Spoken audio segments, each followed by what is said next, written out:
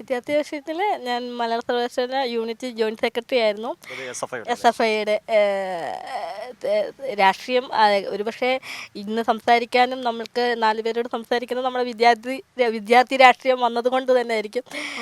കൃത്യമായിട്ട് കാര്യങ്ങളിലെ എൻ്റെ നിലപാടുകളും കൃത്യമായ എൻ്റെ നിലപാടുകൾ ഞാൻ അറിയിച്ചിട്ടുണ്ട്. ഭരണ ഭീകരതകൾക്കെതിരെയും സംഘടനാപരമായിട്ടും ഇടപെടാറുണ്ട്.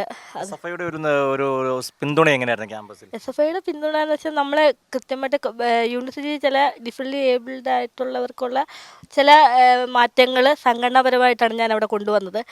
അവിടെ വാഷ് ബേസ് സൗകര്യങ്ങൾ ഭിന്നശേഷി സൗഹൃദം ആയിരുന്നില്ല.